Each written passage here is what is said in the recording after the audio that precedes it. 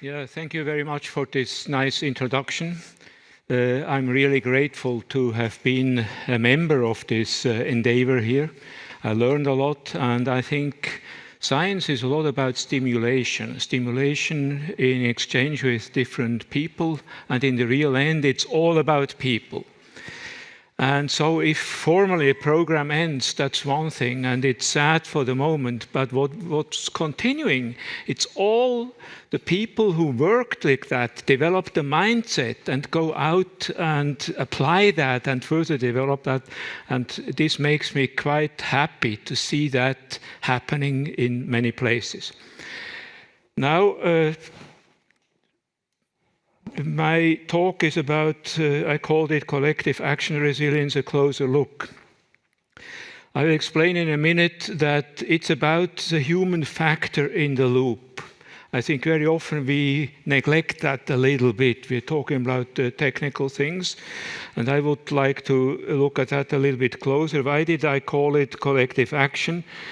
Because disruptions don't stop at administrative boundaries. So it's not a community, but it's a collective that has a certain purpose, a joint purpose, and has to act jointly. So I think this is the reason why I call it collective action resilience. Let me first explain a little bit the context.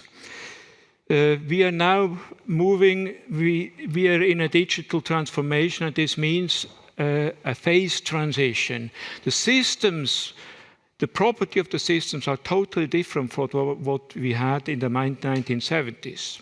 But some mindsets, especially if you go back to organization, are still rooted in the 1970s. That's a problem.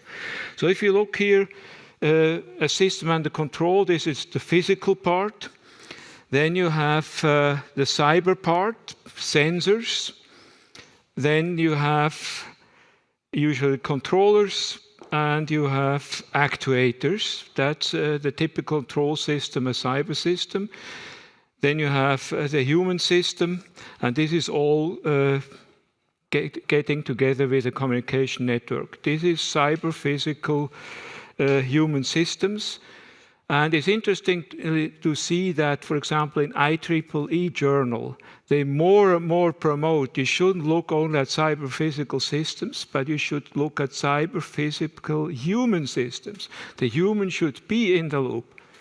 And my main message today is, in the future, we should build everything around cognitive architectures, where technology and human beings are coming together. And it's much more than decision making. That's a tradition. Traditionally, we have been looking at organizations in terms of decision making. That's necessary, but by far not sufficient. I think that's the key message where we have to go. And if you look at that, it's focusing on cognitive processing, algorithms, physical components, and the capabilities in the future should be shared perception. It's not only the perception of a sensor, but it's a human cognition that you should go into. It's shared sense making. I'm talking about sense making, not decision making. I will show in a minute that sense making is much more important than decision making, shared learning and adoption, and so on, including data fusion. And the key question is, what makes an organization facing major disruption reliable and resilient? That's the key question I would like to look at. What is my plan? My plan is as follows. I would first like to look at some real cases where we can look at emergency management cases that were successful or unsuccessful. Then in a second part, revisit some founding concepts. I think it's important. What do you have in mind influences how you look at things out there. And then I would like to present a novel emergency management framework that is focusing on cognitive processing. I have to say it's more a sketch. It's not published. It's not documented in a textbook. I tried to compile it. And my last poem is, I would like to explore some guiding principles. It's not enough to have an organization, but you have to make sure that this organization has some guiding principle that influences the behavior of this organization. So it's not a technical thing only, but it's much more than that. Let me now start with the first example of these cases that happen. It's well researched and well documented in the literature, this so-called Man Gulch forest fire. It was a forest fire in Montana in 1949. And the procedure was as follows. 15 so-called smoke jumpers were brought in by parachute to fight the forest fire. And there was a standard policy in the Forest Service at that time to follow a so-called 10 o'clock fire approach. This means you surround the fire with a ditch, clear it from fuel, and then the next time this means that the next day by 10 o'clock it will be gone. This is what they had in mind. It was even written in documentation. However, there were a special condition in terms of temperature. Was extremely hot, close to 40 degrees Celsius, and you had very strong winds. And when the fire jumpers were on the ground, after a while they realized that the fire was spotting due to the wind in back of them, so they were enclosed. And it ended up in 13 fatalities, so it's really a disaster, really a disaster. And so Carl Wake, who is an organizational psychologist, was looking at this case. And the first thing that he concluded, they had a wrong mental model, just a standard mental model. They didn't revisit that. If this is true, are the assumptions true that we are based on? No, it was not. This 10 o'clock fire approach was fatal. Then there was no communication on so-called weak signals. Some of the members realized that maybe something is not as expected, but they didn't tell the others, and there was no interpersonal cognitive processes to get together to assess what does this mean. And the last thing is the organizational relationship was not really rooted in collaborative action. The conclusion that Wake made, this organizational psychologist, was it's not about decision making, it's about sense making. You have to continuously interpret the context where you're in, what that means, before you define your actions. Let me now to move to a second case. It was the recovery of the flight operations in the US after 9/11. You know, after 9/11, the entire airspace in the United States and Canada were closed. And what that means is there are 40,000 flights, more or less, just grounded. 40,000. A thing like that never happened before. And there was a huge difference how a different airline recovered. I just showed two of them. This was the pattern of the drawdown, draw up of American Airlines.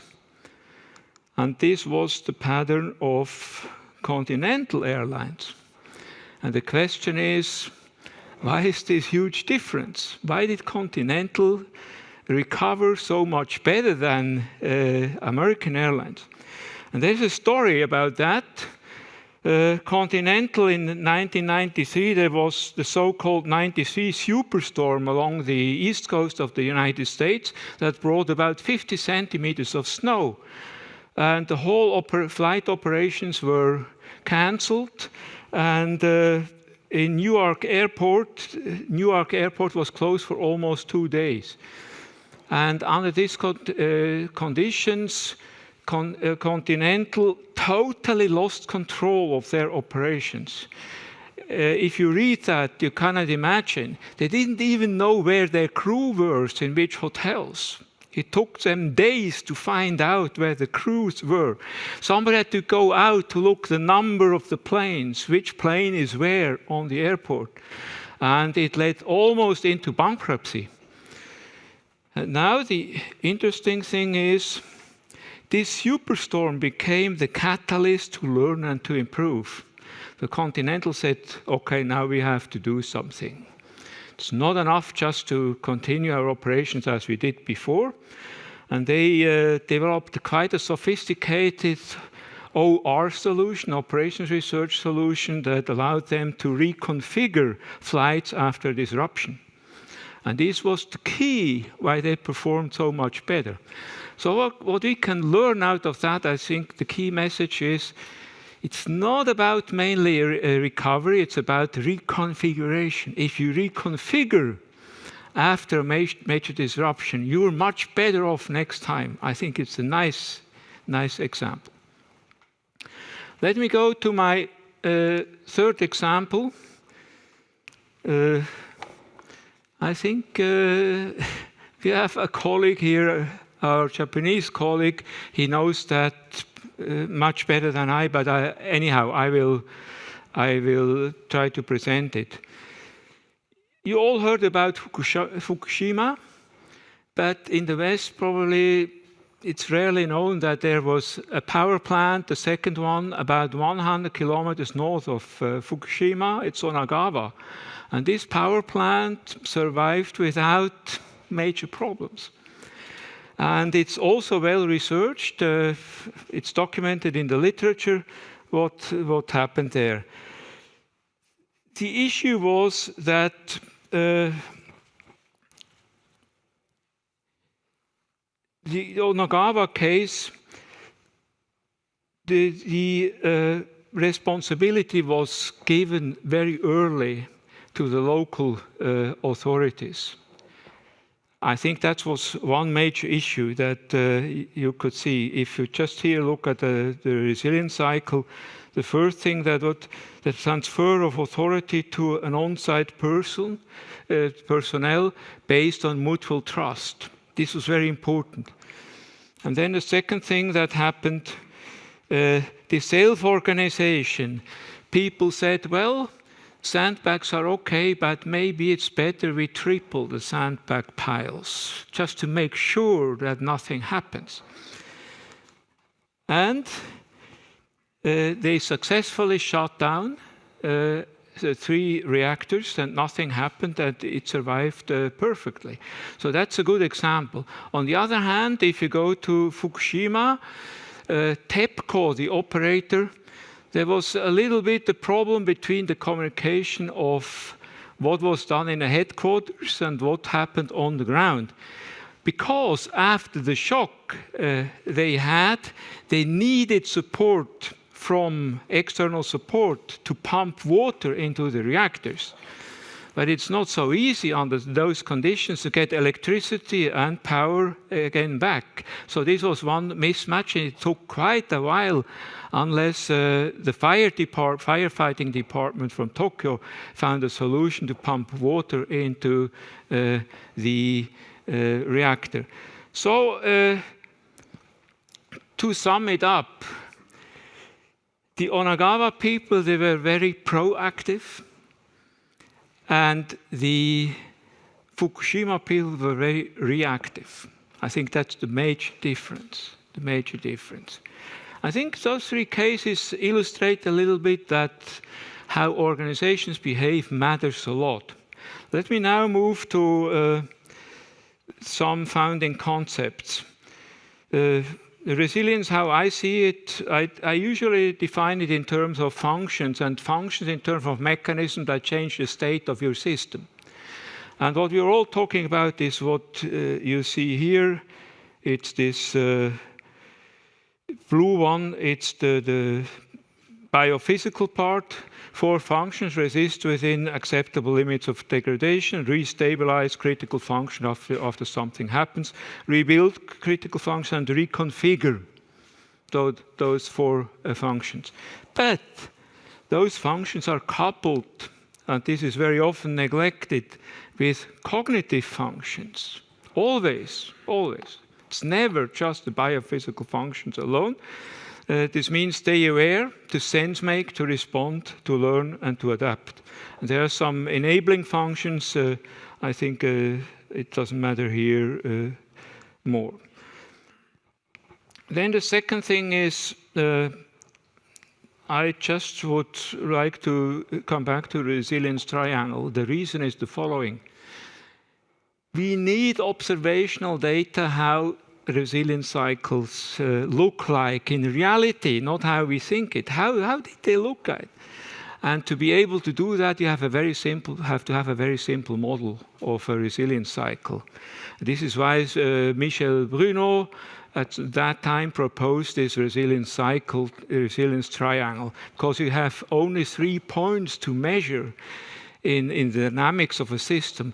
And the more people out there facing disruptions would collect, let's say, this very basic data would give us much more basis to get evidence what really happens and where to do a closer look. I think this would be very helpful. So Michel Bruno defined it as follows. This is the non-disrupted service provision. By the way, this curve is the Sandy hurricane power supply in the US near New York. Then the loss of service. And the very simple resilience metrics is something like that. The advantage of this approach, it can be applied in very different domains. And you have a similar metrics. Even though you can debate if this makes sense in every case, but at least you would start to collect data, to observational data. There are more or less no observational data, just by accident here and there a little bit. My next point is a crucial point, is this point of a cognitive architecture. If you have a system under control, we usually capture and filter cues about the state of this system. There is a filter in front of that. I will come back to that. We don't see everything that's out there, only part of it. Then the next step is we try to conceptualize and to create meaning out of that if you have streams of cues. Also, this is somewhat going through some filter. And in some areas, they call it feature space and state space. There is somewhat this transition from the feature to the state. And then you select a response. In many cases, there is a direct response. Where standard cases are, you just can push a button, you have a standard response. But in many cases, you have to go back and you have to identify response options. Of course, this has to do with a long-term memory. And the long-term memory also influences what happens before in the conceptualizing phase and in the capturing phase. And you see also one concept that influences very much is about this attentiveness. This is a simple architecture that I took out. It's from, it calls engineering psychology. A cognitive architecture is not how the brain works, but it's an abstraction. How the major functions that are important for what we are doing matters. And an organization should be organized for resilience around such a cognitive architecture, that it should cover every aspect inside it. Then you can claim that it's more or less resilient. By the way, what I didn't put in here is what goes on subconsciously. There are a lot of things going on, for example, all what is emotions. An example, if I move out through the door and there will be a very bad snake outside. I don't have to do a pixel analysis for 3 minutes. What that means, I will immediately react. You see what that means. And I think especially in crisis situation, we shouldn't underestimate this subconscious stuff. Then the next founding concept, it's about predictability. That's, I think, the main message here is we have to be aware that we are not able to predict the behavior of complex systems, period. It's not possible. It's not possible. Even the best tools, and it's even worsened with changing environmental conditions. And I would like to show you a little bit these different regimes in terms of predictability that come up here. The first regime is called the so-called self-organized criticality. It came up by the end of out of statistical mechanics, by the end of the 1980s, and it describes so-called power law regimes. This means if you look at a distribution function over the consequences, traditional extreme value distributions are not able to fit the tail. They underestimate the tail. The tail is heavier than was expected with a standard assumption. This is why they call it power law regimes. By the way, black swans, Nassim Taleb, it's something like still within these power law regimes. But there is something more than these power law regimes, and this goes back to Didier Sornet. And it's this Dragon King regime. Why did Didier call this Dragon King? It was because Nassim Taleb called it black swans, and he came up with outliers. And the colleagues say, he has a story about a swan. You cannot come up with an outlier, it means nothing. And then he came up with this term, Dragon King, and now it's even in the literature. You can find it. What is the essence of Dragon Kings? The essence of Dragon Kings is that's always something that's coming from the inside of a system. And it somewhat starts interacting and reinforcing, and it's based on many, many interactions internally, a system. And at some point you see macroscopic, the systems changing dramatically. For example, the 2008 financial crisis was a Dragon King because you had so many interactions between the banks that you define in terms of assets and liabilities. And you look at how the banks were interconnected.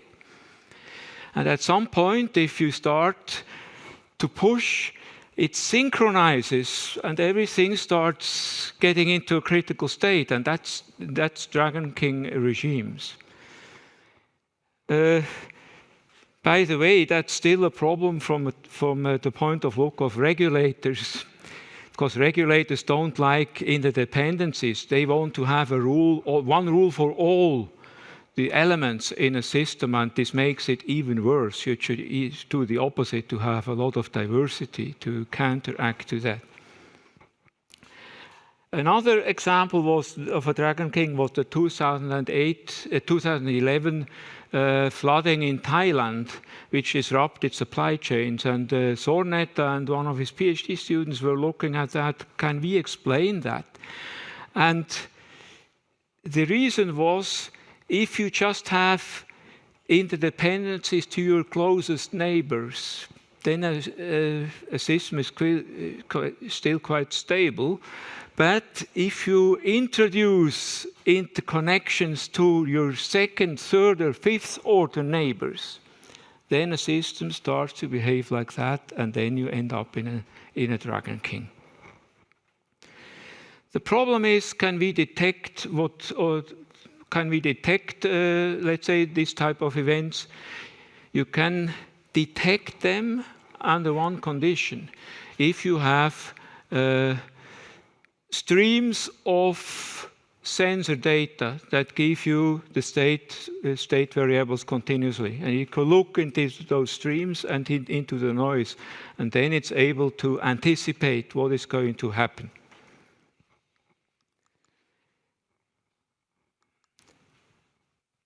But from historic data, I think that's another thing. A lot of our research is based on forensic data.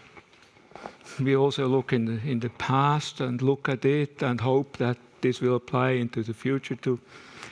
It's not possible.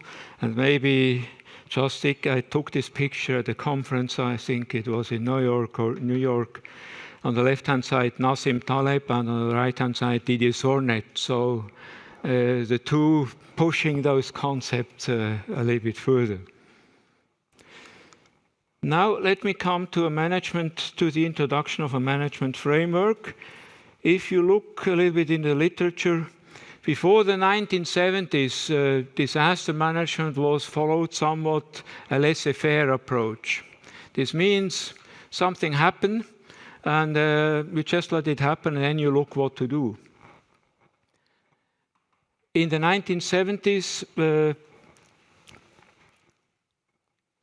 this framework was introduced: response, recovery, mitigation, preparedness. And you still can find it in many websites around the world of disaster management agencies.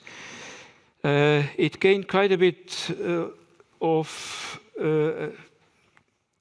visibility when in 1979 in the US FEMA, the Federal Emergency Management Agency, was built, and they were also founding on this concept. Let me now move to a concept how I would see it nowadays. It's focused on cognitive functions: anticipate, respond, reconfigure, learn, adapt, and improve your capabilities. But that's not enough. You have a set of guiding principles. One is collective mindfulness, introduced by Carl Wake and Kathleen Sutcliffe. Then you have system thinking. You have shared mental models. You have guided self-organization. You have coping with outrage. You and others like scanning for disruptions. Everything needs intelligence. Intelligence is the first line of response. Without that, you can do nothing. And everything is somewhat embedded in culture. Let me now revisit some of those guiding principles, what that means. Collective mindfulness. Mindfulness originally stems from Buddhist culture, and it's a practice to focus on the state that is, non-judgmental, just on now and here. You can practice that, and organizations should also be able to do that. Of course, it's not just happening by accident. You have to practice. Maintain awareness, then actively differentiate and refine existing situational descriptions. Scan for capture weak signals, and integrate that continuously into, let's say, a situational description. That's about collective mindfulness, the concept Carl Wake introduced. Let me go to the next things to say, but there are shortcomings. You can see that now quite often in some political arenas around the world.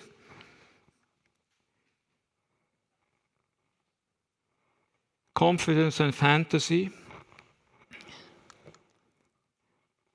Then it's a narrow perception that people have. change of attitudes. It's a single way of doing things, especially if you think you're so good and so great. That's not in favor of being collectively mindful. Okay, let me move to the next one. System thinking. And here I take this example of the Grand Montana fire in Switzerland, which at New Year's Eve, where there were 41 fatalities, 115 injuries, and only 8 people survived in this accident in a bar.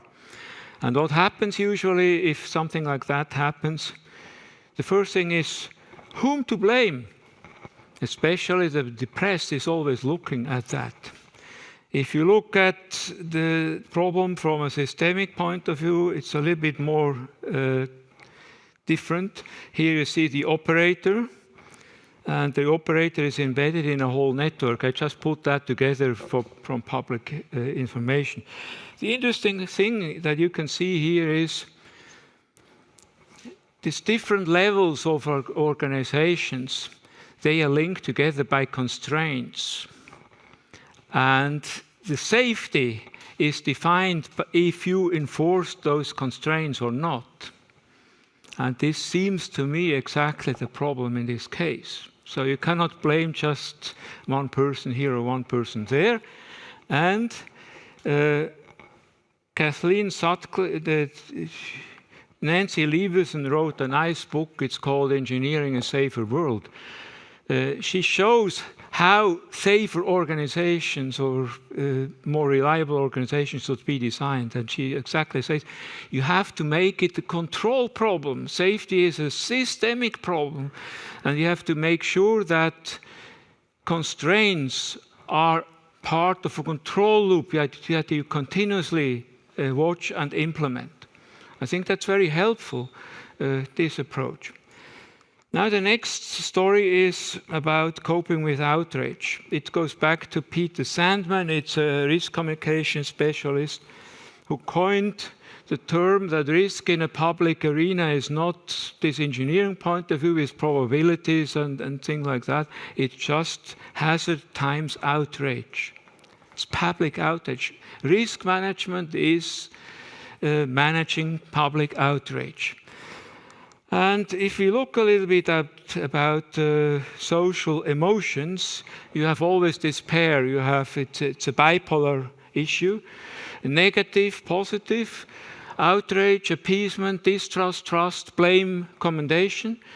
And of course, you can try to heat up some of the stuff, but you can also do it the other way around to try to damp down, but it's very often neglected that this is going to happen very soon in the public arena. And of course, this also affects emotions of individuals. And fear is one of the fear and dread. If you're in a political arena, that's my observation, if you're successful in heating up fear in individuals, you cannot come up with 100 PowerPoint presentations with nice slides. It doesn't help.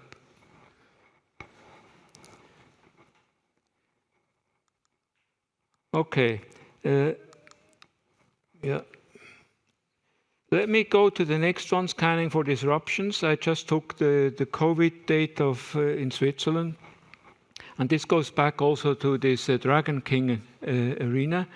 Usually just show the absolute values. What was the height of the gorge, for example, or the number of people affected? SORNet says, no, you should look at the first derivative. And you look at the first derivative, it looks something like that. And what's dangerous where you have regime shifts is always something like super exponential growth. There are other regimes, but I think, for example, predicting rock falls is following this principle. You look at the point where you have a super exponential growth, and then you're quite sure that something is going to happen.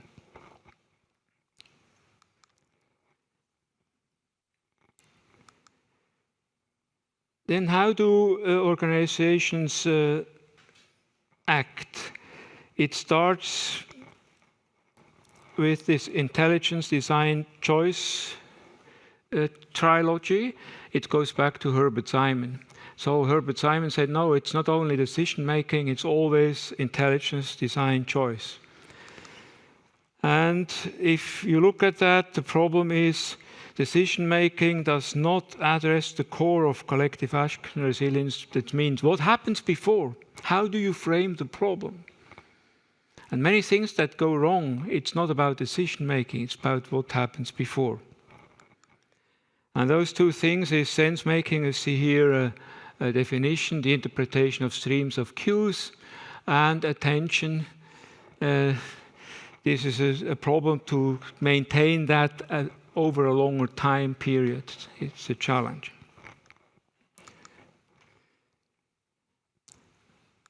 Okay, let me now come to how would I organize the crisis management.